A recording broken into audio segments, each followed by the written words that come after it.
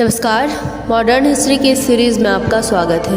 पिछले क्लास में हमने मैसूर विजय, जिसमें 4 आंगल मैसूर युद्ध के बारे में पढ़ना था, इसके बारे में पढ़े थे। और आज की क्लास में हम टीपू सुल्तान और मराठा शक्ति के उदय के बारे में जानेंगे।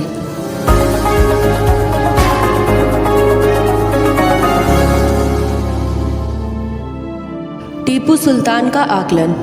टीपू सुल्तान का जन्म नवंबर 1750 ईस्वी में हैदर अली और फातिमा के घर हुआ। वो एक सुशिक्षित व्यक्ति था और अरबी, फारसी, कनारिस एवं उर्दू में धारा प्रवाह बोल सकता था। टीपू एक महान योद्धा था।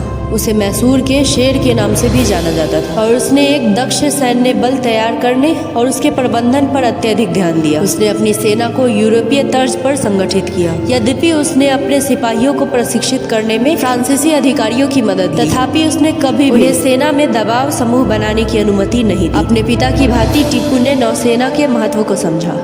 1796 में उसने नौकाधिकरण नौसेना बोर्ड गठित किया और 22 जंगी जहाजों और 20 बड़े पोतों के बेड़े की योजना बनाई।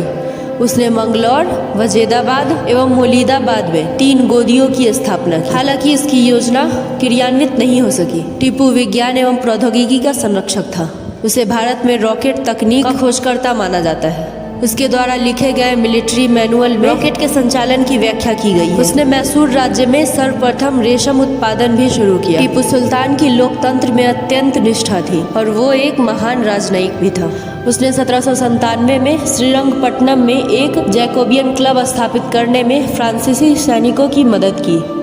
उसने इस अवसर पर उत्सव के लिए सलामी हेतु 2300 गोले और 500 रॉकेट का आदेश दिया। टीपू स्वयं इस क्लब का सदस्य बना और स्वयं को नागरिक टीपू कहने की अनुमति दी। उसने श्रीरंगपट्टनम में स्वतंत्रता के वृक्ष का रोपण किया। कुछ इतिहासकारों ने टीपू को एक कट्टर राजा के रूप में दर्शाया है। यह औपनिवेशिक इतिहासकारों का एक प्रमुख विचार था। सुल्तान का यह आकलन पूरी तरह सही नहीं है। यह सत्य है कि उसने हिंदू कुर्ग और नायरों का दमन किया, लेकिन उसने मुस्लिम मोपलाओं द्वारा शक्तियों के दुरुपयोग करने के लिए उन्हें खंडित भी किया। यद्यपि केरल में महलों को विजित करने के लिए उसने हिंदू मंदिरों को नष्ट किया, लेकिन टीपू को अपने क्षेत्र में हिंदू मंदिरों के संरक्षण के लिए भी जाना जाता है। उसने श्रृंगेरी मंदिर की मरम्मत एवं देवी शारदा की मूर्ति, जिसे 1791 में मराठा आक्रमण के द्वारा क्षतिग्रस्त कर दिया गया था, स्थापित करने के लिए धन प्रदान किया।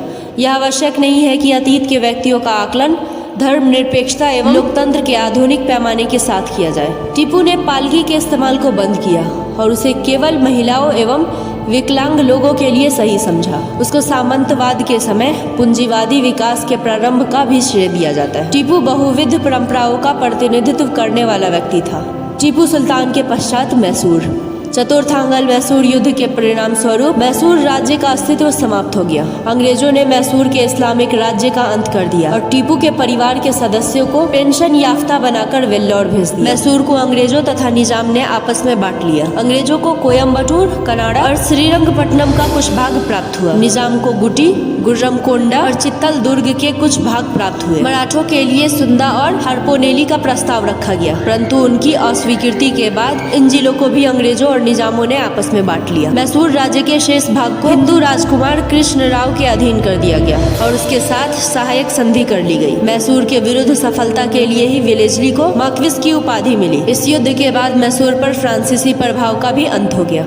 सर्वोच्चता हेतु आंगल मराठा संघर्ष। मराठा शक्ति का उदय। एक छोटे भूमिया स्तर से उठकर बड़े शासक के स्तर तक पहुंचने वाली मराठा शक्ति ने दक्कनी राजनीति को एक नया आयाम दिया। इससे न केवल मुगल दक्कन संबंध प्रभावित हुए, अपितु मुगलों की राजनीति भी प्रभावित हुई। गौरतलब है कि अंग्रेजी कंपनी के भारत में क्षेत्रीय विस्तार में भी मराठा शक्ति एक निर्णायक तत्व बनी रही। अन्य दक्षिणी राज्यों में सैनिक एवं असैनिक पदों पर कार्य करने वाले मराठाओं ने मराठा प्रशासन और सैन्य संगठन की भी प्रस्तुति की। 18वीं शताब्दी के मध्य तक वे लाहौर तक जा पहुंचे और उत्तर भारतीय साम्राज्य का स्वप्न देखने लगे। मुगल दरबार में उन्होंने किंग मेकर की भूमिका निभाई। पानीपत के तृतीय युद्ध में मराठा अहमद शाह अब्दाली के हाथों परास्त हुए, जिसने सब कुछ बदल कर रख दिया। फिर भी वे पुनः संगठित हुए, अपनी शक्ति पुनः अर्जित की और एक दशक के भीतर भारत में एक शक्ति के रूप में सामने आ गए। बाजीराव प्रथम सभी पेशवाओं में सबसे महान शासक था, जिसने तेजी से फैलती मराठा शक्ति को व्यवस्थित करने और कुछ हद तक सेनापति दाबोली के नेतृत्व में मराठाओं के क्षेत्रीय वर्ग को संतुष्ट करने के लिए महत्वपूर्ण मराठा सरदारों का संघ शुरू किया। मराठा परिवार जो मुख्य तौर पर उदित हुए, पहला बड़ौदा के गायकवाड़, दूसरा नागपुर के भोसले, तीसरा इंदौर के होलकर, चौथा ग्वालियर के सिंधिया और पांचवा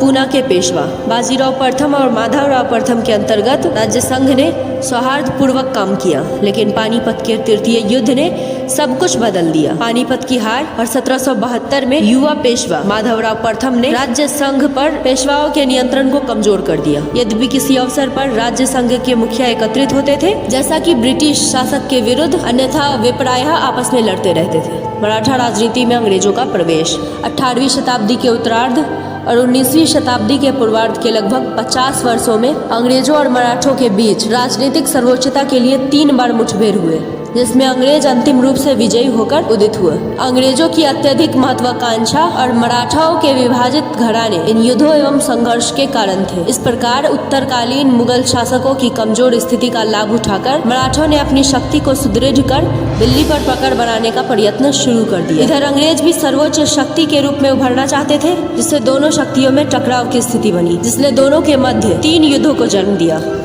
यहाँ तक वीडियो पूरा देखने के लिए आपका धन्यवाद। अगले क्लास में हम इससे आगे 3 आंग्ल मराठा युद्ध के बारे में पढ़ेंगे।